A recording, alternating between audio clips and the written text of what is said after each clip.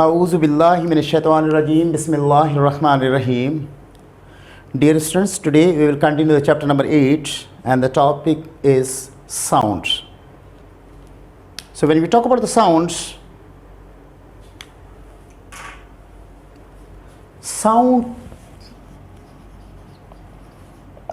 है क्या? Basically sound is a vibration or the disturbance in a medium. उसमें क्या होता है? Through the particles energy is being transferred. Energy transferred होती है मीडियम के पार्टिकल्स के थ्रू. जो मीडियम के पार्टिकल्स हैं वो क्या करते हैं? मूव करते हैं, वाइब्रेट करते हैं. उनकी वाइब्रेशन की वजह से साउंड एनर्जी एक जगह से दूसरी जगह पे ट्रांसफ़र होती है. So when we talk about the sound, sound क्या है? साउंड इज अ वाइब्रेशन और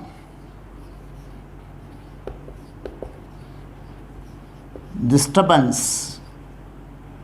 Sound is a vibration or disturbance that travels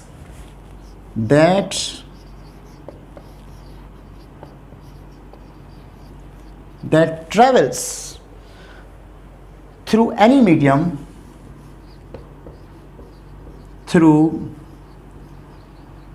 any medium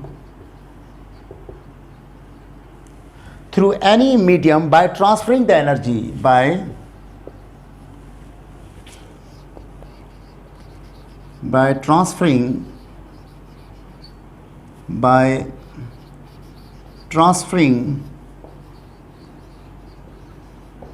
transferring the energy from one particle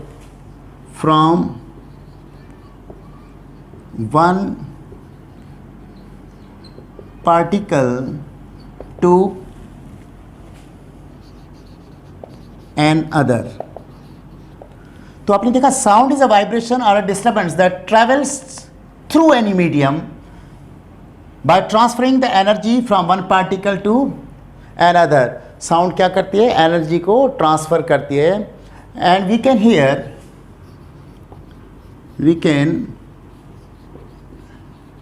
here the sound when it reaches our ear. तो dear students, ये है sound की definition. Sound basically क्या है? Sound is energy which is transferred. अच्छा, इसकी कुछ बातें जो हैं, कुछ कैरेक्टरिस्टिक्स के सिंपल से हम इनके कर रहे हैं. फर्स्ट पॉइंट, अगर साउंड के बारे में देखा जाए, the sound travels only through a medium. यानी साउंड को ट्रैवल करने के लिए किसकी जरूरत है? मीडियम की. The sound travels only in medium. अब मीडियम क्या हो सकता है? मीडियम में भी सॉलिड, मीडियम सॉलिड भी हो सकता है, लिक्विड भी हो सकता है, या कोई गैस हो सकती है. बट नेसेसरी मीडियम होना बहुत ज़रूरी है. उसके बाद यही जो मीडियम है, द साउंड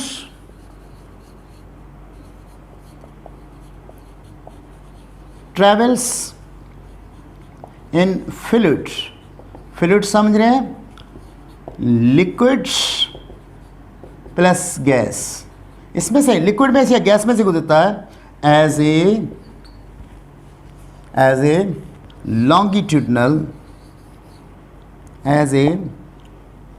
longitudinal waves. और यही साउंड जब किसी सॉलिड में से गुजरता है तो उसमें लॉन्गिट्यूडनल वेव्स भी होते हैं और ट्रांसफर वेव्स भी. Sound travels in solids as both longitudinal as well as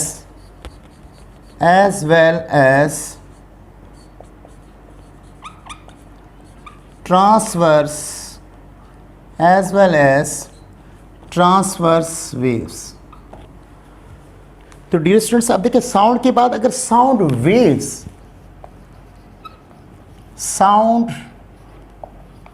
waves का वर्ड जो हमने यूज किया, तो साउंड वेव्स बेसिकली हैं क्या?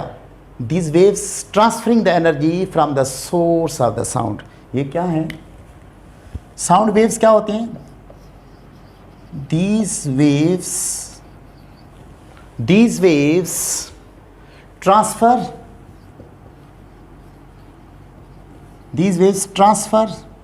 the sound energy,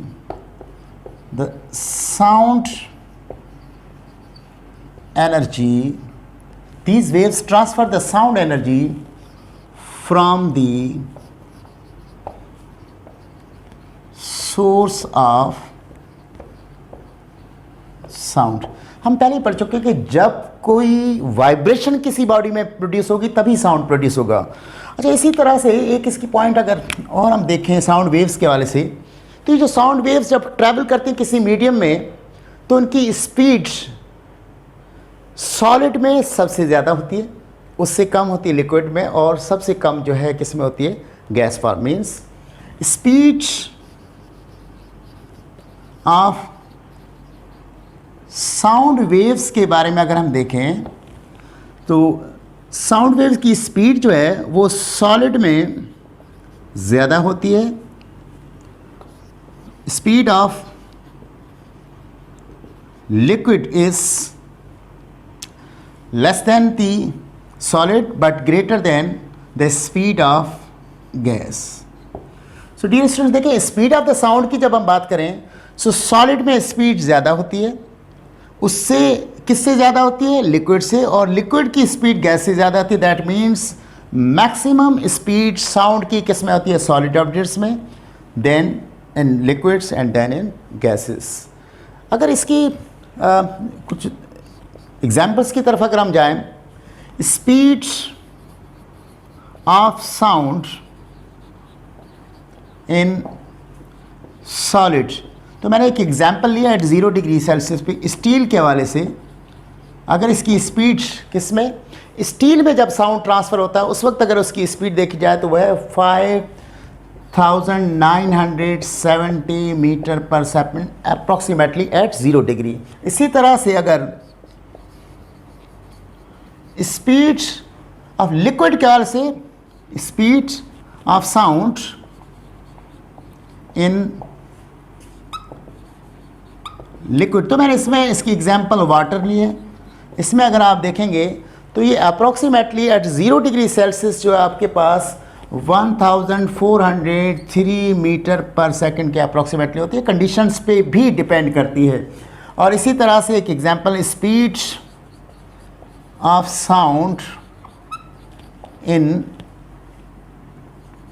गैस लिया जाए। आपको पता है air is a mixture of the gases. So air में मैंने 0 डिग्री पे जब चेक की तो वो थी आपके पास 332 मीटर पर second. So from these figures very clear that speed in a solid is the greater than the liquid and it's greater than the gases. So that was the sound waves. अब उसके बाद अगर हम कुछ और terms जो हैं sound से रिलेटेड उनको अभी डिफाइन करेंगे, तो सबसे पहला जो है वो मैं कर रहा हूँ फ्रीक्वेंसी ऑफ साउंड वेव्स। अब नेक्स्ट जो हम टर्म कर रहे हैं वो क्या कर रहे हैं? Frequency of sound waves. So next one is frequency of sound waves. अब फ्रीक्वेंसी की बात कर रहे हैं तो यहां पे आता है the number of the vibrations. मैं एक्सप्लेन करता हूं, the number of vibrations, the number of the vibrations of the medium particle of the medium particle, क्या कहा? The number of the vibrations of the medium particle per second is called is called frequency of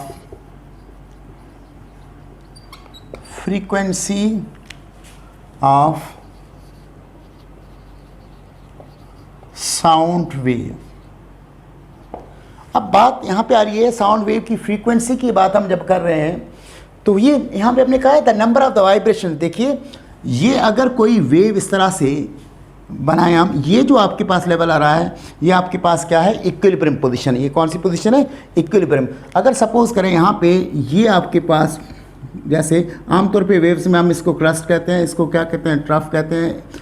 और इसी तरह से अगर suppose करें यहाँ पे ये क्रस्ट हो गया और ये ट्रफ, हालांकि देखा जाए तो एयर के अंदर ये तो लॉन्गिट्यूडनल वेव्स होती हैं, फिर ये क्रस्ट और ट्रफ क्या से, ये जो आपका क्रस्ट है ये किसको शो करता है, कंप्रेशन को, और ये जो ट्रफ आपका ये किसको शो करता है, आपके रेयरफैक्शन को शो करता है। तो आप कह सकते हैं कि ये यहाँ से स्टार्ट होकर और यहाँ पे ये एक वाइब्रेशन कहलाएगी, this one is one vibration, और यहाँ से लेकर यहाँ तक ये क्या होगी, ये सेकंड वाइब्रेशन। तो हमने कहा नंबर ऑफ द, सपोज करें फॉर एग्जांपल यहाँ से लेकर यहाँ तक जो टाइम लगा वो लेट सपोज इतना एक सेकंड में, एक सेकंड टाइम के अंदर कितनी वाइब्रेशन हुई, 1 और 2। तो आप कह सकते हैं कि गिवन फिगर के अंदर इसकी जो फ्रीक्वेंसी है आपके पास, इसकी जो फ्रीक्वेंसी है वो क्या है, 2 हर्ट्ज है, यानी 2 वाइब्रेशंस इन अ सेकंड। आप कह सकते हैं कितनी इसकी फ्रीक्वेंसी क्या हो गई, 2 वाइब्रेशंस पर सेकंड। एक सेकंड के अंदर इसकी फ्रीक्वेंसी क्या हो। तो आई थिंक अब आपको समझ में आ गया होगा, the number of the vibrations, this one is the number of the vibrations पर सेकंड। टाइम कितना रिक्वायर्ड, एक सेकंड, यानी एक सेकंड के अंदर जितनी वाइब्रेशंस होगी उसको हम क्या कहेंगे, फ्रीक्वेंसी की। डियर स्टूडेंट्स, इसी तरह से अगर आप देखें फ्रीक्वेंसी का जो यूनिट की अगर हम बात करें, यूनिट ऑफ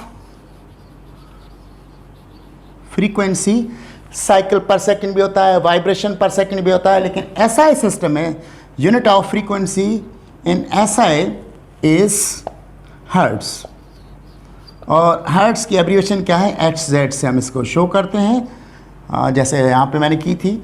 और इसी तरह से एक और पॉइंट अगर हम फ्रीक्वेंसी के बारे में देखें, साउंड वेव्स में ये पर्टिकुलर है कि जब मीडियम सेम रहता है तो थ्रू आउट मीडियम इसकी फ्रीक्वेंसी सेम रहती है।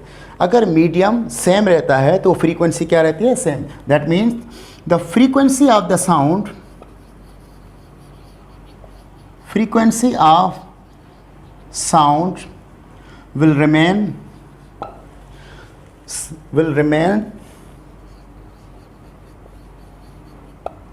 same throughout the medium। I hope आपको ये फ्रीक्वेंसी समझ में आ गया होगा। डियर स्टूडेंट्स, हम फ्रीक्वेंसी के बाद जो नेक्स्ट टर्म साउंड वेव्स का एक्सप्लेन करेंगे वो है time period of the sound waves. Time period of sound wave. देखिए लास्टली हमने अभी थोड़ी देर पहले एक्सप्लेन किया था कि फ्रीक्वेंसी के दौरान कि अगर ये आपकी इक्विलिब्रियम पोजीशन है और ये आपकी वेव प्रोड्यूस हो रही है, तो आपने देखा ये क्रस्ट और ट्रफ ये मिलकर एक 1 वाइब्रेशन कहलाती है। अब इस 1 वाइब्रेशन को कंप्लीट करने के लिए, यानी यहाँ से लेकर यहाँ तक पहुँचने के लिए ये जो टाइम आपका है इसको क्या कहते हैं, टाइम पीरियड। यानी एक वाइब्रेशन को कंप्लीट करने के लिए जो टाइम रिक्वायर्ड होता है उसको हम क्या कहते हैं, time period. So time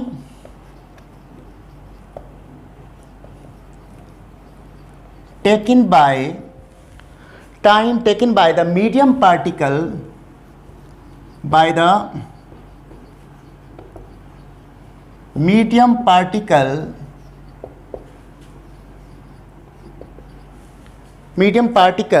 to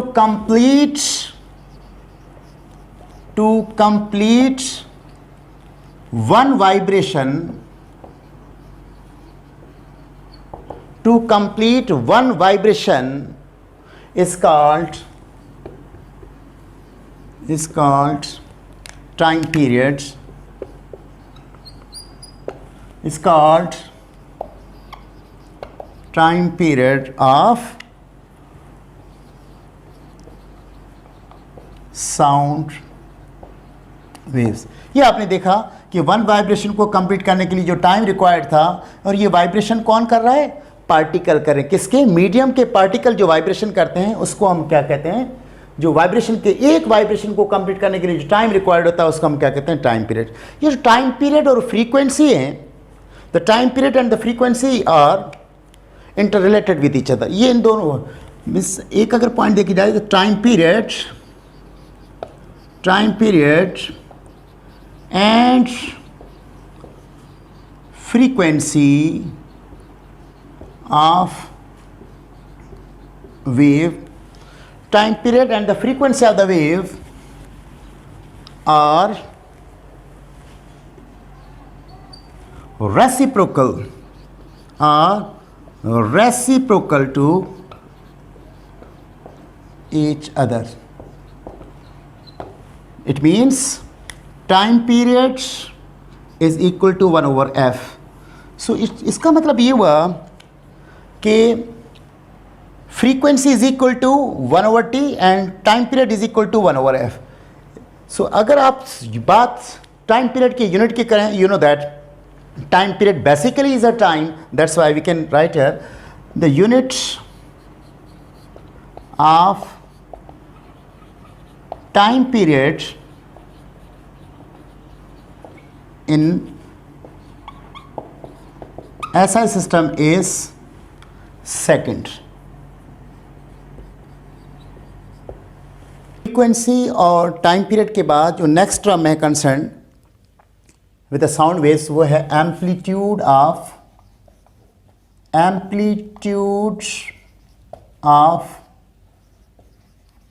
sound wave. The maximum displacement the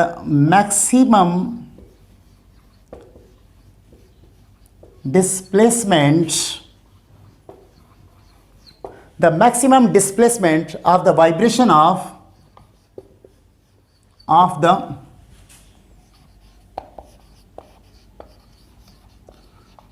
vibration of medium particle, the maximum displacement of the vibration of the medium particle from its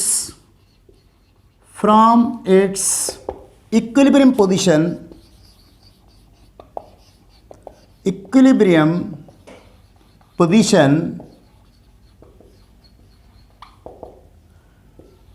is called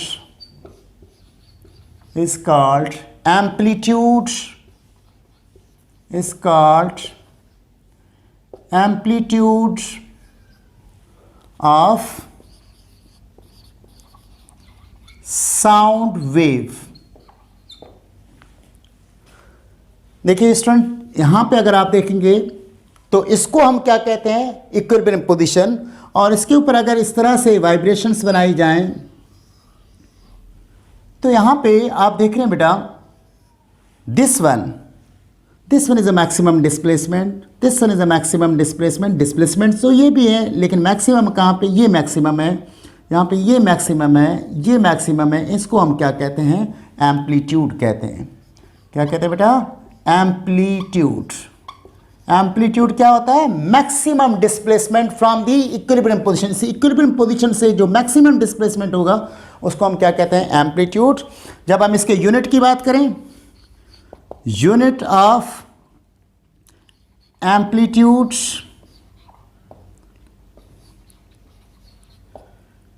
in SI system is metre, और इसको represent किससे करते हैं? M से करते हैं।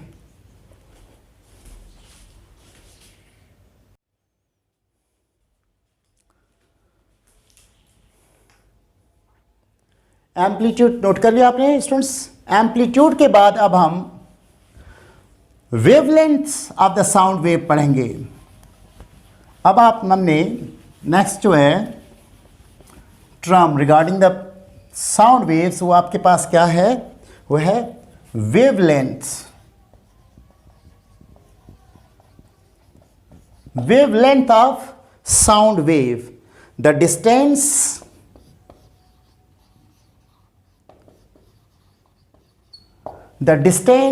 traveled by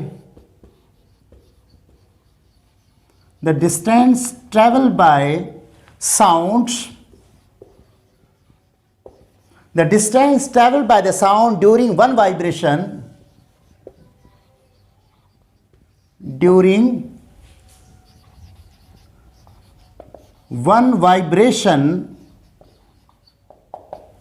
the distance traveled by the sound during one vibration of the medium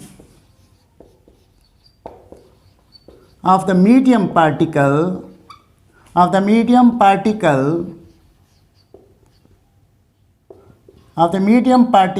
is called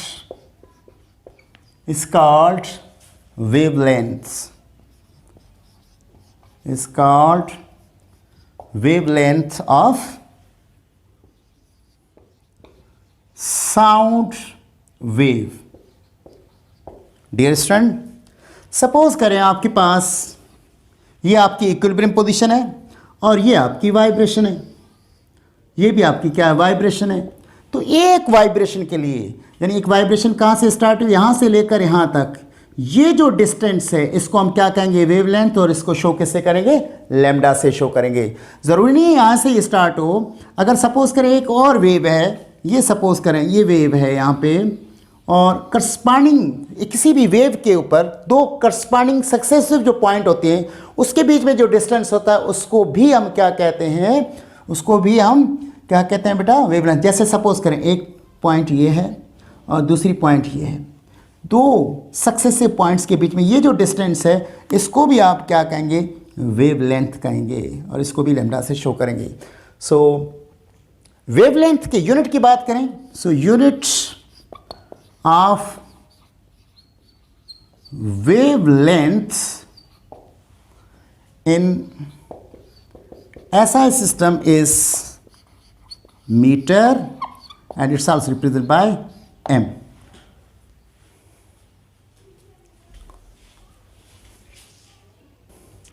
in terminology की बात जो है साउंड के हवाले से अगर देखा जाए तो जनरली हम इसके दो टाइप्स की बात करते हैं, एक होता है म्यूजिकल साउंड, दूसरा होता है noise.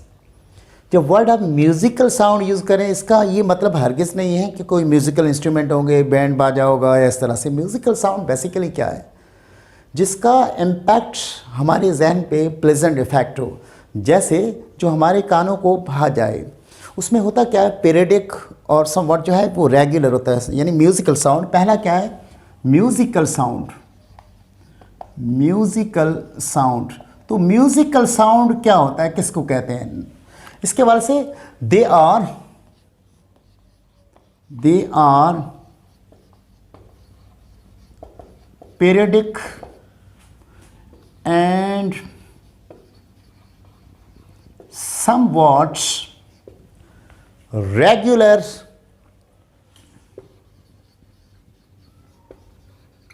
sound waves.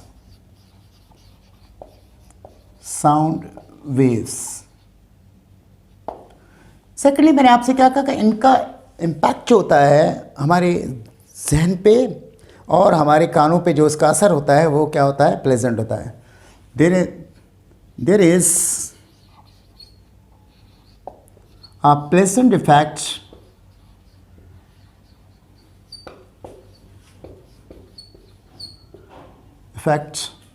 of musical sound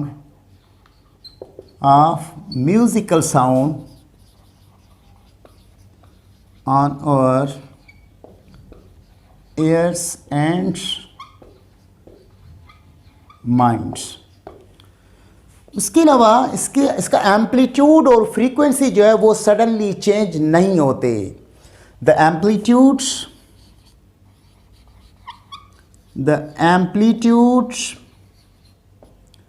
and frequency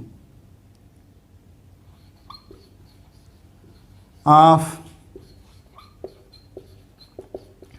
musical sound do not change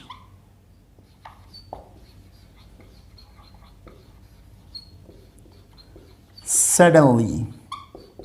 इसमें एक रेगुलरिटी होती है, एक रिदम होता है कि ऐसा साउंड जो पीरियडिक ना हो, इर्रेगुलर हो, उसको हम क्या कहते हैं? नॉइज़ कहते हैं। इसी तरह से उसका इम्पैक्ट जो हमारे कानों को अच्छा नहीं लगता, जिस तरह से डिफरेंट किस्म के आपने साउंड्स देखे होंगे, जैसे रिक्शा हो गया या इस तरह से, वो हमें अच्छा नहीं लगता।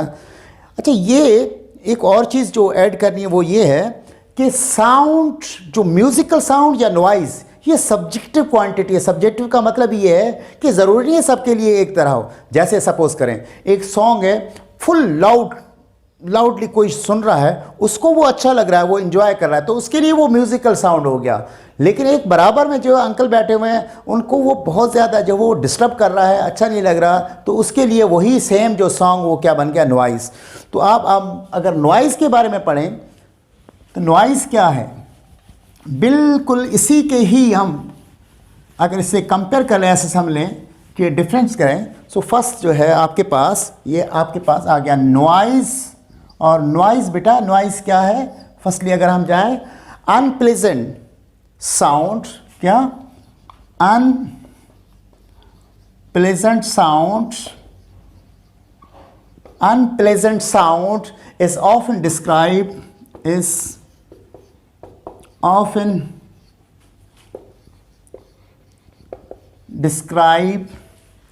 described as a noise, is often described as a noise. इसी तरह से ये जो है क्या होता है? इर्रेगुलर होता है। Noise is more irregular form of waves. इसमें कोई रिदम नहीं होता, कोई कंटिन्यूटी इसमें नहीं होती। उसके अलावा the amplitude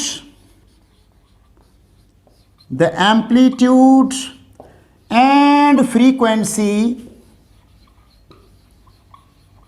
frequency of noise